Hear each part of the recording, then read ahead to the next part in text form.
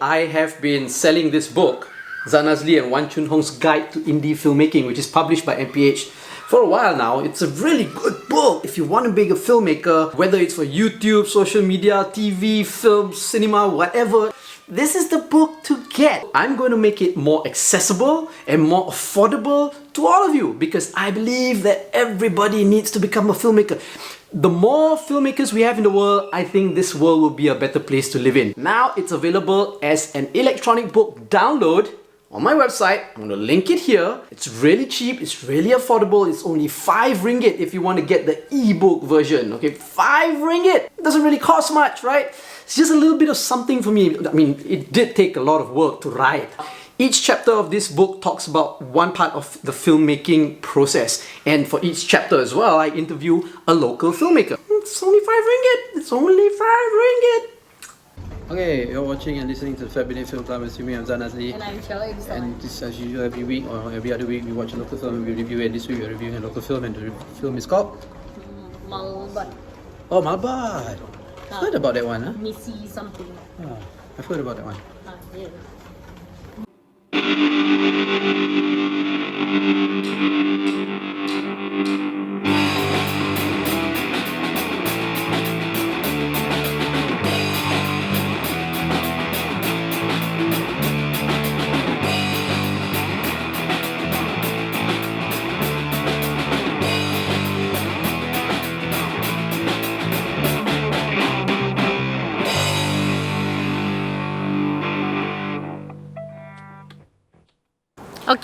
Okay, so we watched Malbatt. Directed by Adrian Tay, as we know, who did Pascal, who did The Assistant. Who did The other things. the one, the that Navy was like one, also him, Pascal. right? Whatever, all those tactical movies lah. Action tactical army movies, you know. Adrian Tay did this. The Malbatt is based on a true story, the Black Hawk Down incident. But of course, from 1993, of course, from the perspective of Malaysia. What's the film about? The film is based on a true story about the Black Hawk Down rescue mission in Somalia, where basically like I haven't read up about this, so you know, I can't really give you like facts. But from the movie, it seems like everybody has tried to rescue the American soldiers that went down, you know, with the 2 Black Hawks, and nobody else could do it. So the US kind of collaborated with Malaysia and the Malaysian Malbatt team. Because Malaysia is part of the United Nations security forces there. The Malaysian Malbatt team was sent in to perform the rescue, and they succeeded, and they were very successful. One person died though? One person died, a very young man with a family, and then they were not recognized for their efforts, I suppose, like 20 years later, publicly, until 20 years later, and then they got like a nice shiny little like plaque thing. So what do we think about the film? Now, first off, I have to say, I did a real war documentary, a real war film. I went to actual war. No CGI, green screen stuff, no fake explosions. I went to war. I was with a Malcon, Malaysian contingent, was part of NATO in Afghanistan, okay. You can watch those videos on this YouTube channel. Just look for Afghanistan, you know, the KLite's Guide to Afghanistan. Okay? Okay. I'm just saying, real war film. Okay, so real war film. Don't be an ass about it. I went to war, okay. Okay, so now that he's done like flinging his dick around, we can get to the review. Are you? Okay, go. There's one more coming, I can feel it. Okay, watch the videos, like it's on this YouTube channel. I'm just saying, okay? Yeah, I wrote a graphic novel as well. You can buy it in any major bookstores. Anyway, yeah, go for it. What do you think of the film? I think it's Adrian Tay's best work, honestly. If you've seen our previous reviews, we've always been saying like it's mostly just muscle. It's always too much of this like like it's too much lah, too much of this like action, like very not really very story based. So maybe it's because it's already based on a true story. The story is already there, and then So he doesn't need to create the story it because just he can't. requires like execute. But no, because it's inspired, so he still had to make those Still little dramatize nuances it lah, and you know, everything. I think he had a really tight cast. He had some of his usual flares. Hairul Azrin, of course, was in it. But he also had some new flares, like Zahir Azim was in it. Braun was in it, and then some other people lah. But I think it's his best work because I felt like this one in particular was very controlled. Adrian Tay has always been a good director. It's just that he makes films that Got no story. are not really our kind of genre lah, or really not really my kind of genre lah. There's only so much like shirtless muscle man you can watch. 2.5 hours of it is a bit But too you much. watch my muscles when I'm shirtless not all for the 2.5 time. hours. Excuse and me. then so this one, none of them could take off their clothes, right? Because they're all wearing army uniforms. It's not really like appropriate or whatever. But they had a scene where they play sepak takraw. But they were not all shirtless. Only one floor was shirtless. There were several lah. people shirtless I lah. don't know. It's the Top Gun scene where they play volleyball. So they have to you have know? one shirtless. Yeah, so they had to scene. have that Top Gun it was scene. like only 20% as well, at yeah. most compared to his other films. So I really liked this one. I thought there was a lot of control. It really kept me at the edge of my seat a lot. It was very exciting. It was very emotional. I felt like some of the emotional dialogue was a little bit too much and a little bit too cliche. But other than that, it was really, really well done. It's a really good film. I'm not really sure why it's playing in kids cinemas. I understand that it's it's the Wait, give some Merdeka. context. Why suddenly kids cinemas? Oh, because it's also showing in the children's cinemas. When we were trying to watch it, there was some timings that matched with us, but it was in the children's cinema, so I didn't want to go see Because lah. the lights will be on. There's a playground in front. So- Maybe it's for parents who can't get rid of their children, So but we they were still like, want to why are watch. they showing this film in the kids cinemas? But now that I've seen the film, I kind of understand because it's also released during like the Merdeka time, right? And the film really is not. yeah, it's Merdeka and Hari it's not Malaysia, just yeah. it's not just a. It's not just a masculinity themed film, but there's also a lot of elements of like family, camaraderie, like very feeling lah. So it is actually quite kid friendly. I mean, minus the Somalians just shooting at the Malaysians all the time, and the dying. Americans shouting at the Malaysians all the time, and then that one person dying. Yeah, I think you could show it to a kid. I'm not sure if my son's attention span could last lah, but I'm sure older children like 7 to 11, 12 and above would be able to appreciate it lah. And one thing I liked about it was also the fact that it was released during this nationalistic season, right? When most of the nationalistic films come out. But I guess again, because it's based on a true story, you don't really feel that slap in the face, please love your country between the 31st of August to the 16th of September feeling lah. But you do feel proud. And you do feel proud that these men actually went. And at the end of the film, mild spoiler lah, they show like a montage of all the sort of real people involved, the real squad. And then there are like all these letters. And then there's a small segment about the person who passed away, who was killed in action.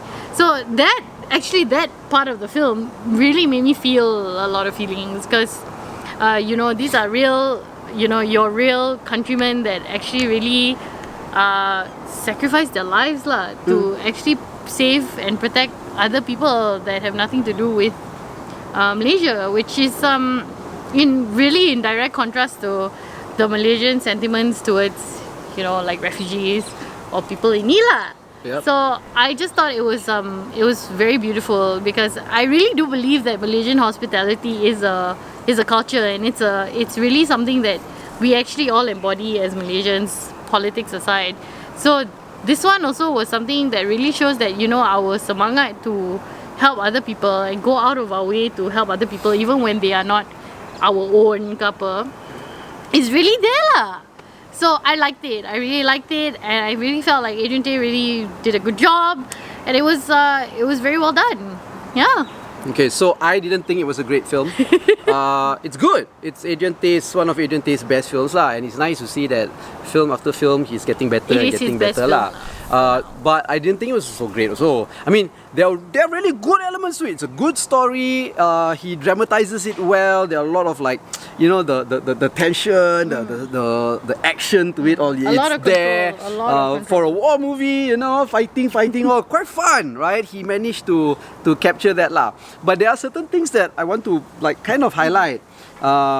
And this probably like, okay, number one is the special effects lah, the explosions and all that. I've been getting a lot of like comments from people that I know who've seen it, and they say, oh my god, the CGI is so horrible, it distracts me from the actual story and all because it's so bad. Actually no, it's not too bad. A lot of the close-ups, explosions and gunfights, shootings and all that look real and quite realistic lah. Yeah. But if it's a wide shot, then it looks horrible lah. The green screen it looks horrible. Very distracting. The green screen, however, the last scene of the movie, that green screen, yeah, it's so horrible. So that one I have to say, that one is like really, really horrible. I wanted to like almost vomit, right? It's so horrible to the horriblest, right? But story's there lah. And then it was supposed to be an emotional scene somehow, so you're like really distracted from the story lah. Yeah, really, it did not work at all, right? And the other few things that I want to also highlight is the dialogue. You see, oh, it's gonna rain, no? Right? Wow, we're flying off to Brazil. The dialogue. Yeah, and it's gonna rain. Flight can take off. But okay, the dialogue. It was like trying so hard to like show that Malaysia boleh. That one got to me a little bit. Arahan tetap arahan. Arahan tetap arahan and all that. But almost every other scene has them trying to prove that Malaysians can do it. Apa kita Malaysia tak boleh ke? Mak Saleh je yang bagus ke? Dia orang tak kenal lah Malaysia. Dia orang kena explain tau.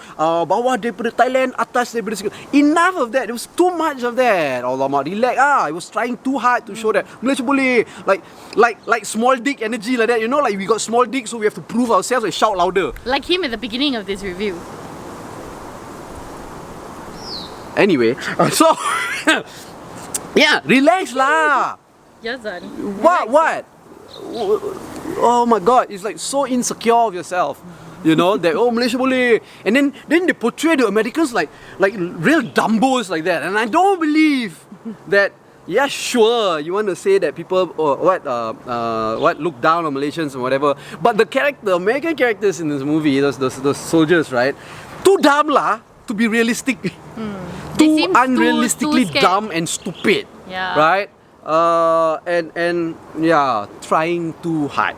That one was just trying too hard, and it was a little bit of a distraction from the actual storyline lah for me lah. Yeah. Right. So too much lah. That one no lah. Right. I mean, I have been embedded with actual Malaysian military men in NATO. Just want to say lah. Right. Watch the videos in this YouTube channel. Right. Of course. Search for Afghanistan. How do you say the way that they talk. Yeah, the realities of it is not really like that lah. Yeah, but it is dramatized. It is dramatized. It is a movie. I don't believe that because you brought it up, right? This Arahan tetap Arahan ideal also was very annoying to me because it's it's very Malaysian, the culture of saya menurut perintah, you know. So like when your team on the ground is already like clearly in trouble, whatever, and then you're like Arahan tetap Arahan. I get that they were trying to amplify they are still going to carry out their duty no matter what the circumstances thing, but it was too much lah. It was really just like, so basically they will literally, you ask them to go jump off a cliff or so, they'll do it lah. But actually that's what like, that's what military philosophy is. Yeah, but in a situation like that, don't you have to make like, on the fly decisions? You have to decide. But the guys in the operation room just seem to really just wanted to hold out lah. But I understand why they did it like that. They did it like that because they wanted to show like they are going to stick to their duties, and no matter what, they are going to prevail lah, no matter the cost, which is okay lah, fine. I'll give that to you then. Yeah. Okay. I've seen how the contingents work, right? When they are in NATO and they are at war and all that. Yeah, Arahan tetap Arahan. I mean, that you can't deny that. armies work the way it works because of that. You don't question orders, you just do it. And I see it when I was in Afghanistan that they actually do that too. They will follow orders to the bottom line lah, right? But like from the top commander of the battalion all the way down and all that, as much as they follow orders and they respect, not now Achilles. So as much as they want to follow orders and all that, the relationship between the top commanders that trickles all the way down is actually a very good relationship, you know. And I don't know, maybe it isn't portrayed well in the movie because there's clearly like a big gap between the high ups and the ones that are fighting, right? But again, maybe I just saw that one team as an example. I saw only that one team. Maybe different teams have different dynamics and all that lah. And again, it is dramatized kan, so yeah, so we understand all that dramatization and all that, but if I were to make a film, I want to make it as real as possible, even if it is dramatized or even if it is fiction, right? And that's where research comes in lah. You know, not to say that Agent Tay didn't do his research. I think he did a lot of research well as well. You know, but I guess this is just coming from me lah, right? Because I was actually there. But anyway, set up a counter for how many times. Yeah, well, I was there. 5. The answer is 5. Right? Alright, so will we tell people to watch this film? Yeah, I think people should go and watch this film. It's not bad, you know. Yeah, Adrian Tay's best film. Yeah. Good job, Adrian Tay. Yeah, you know. Will we tell people to bring their kids to watch this film? Can lah, but it's a bit too long lah. It is very long. Yeah, it's a bit too long. 2.5 hours. A long time. Okay, so watch this film. Watch this review. If you Like made it or this don't far, like, subscribe to our YouTube channel. Go to the Afghanistan part of this channel and you can see. And also to get everything else. Yeah, follow us on all our social media platforms at FatBidin or go to fatbidin.com to get everything. You've been watching and listening to the Fat Bidin Film Club. I'm streaming Azan Azli. And I'm Shirley Mustafa.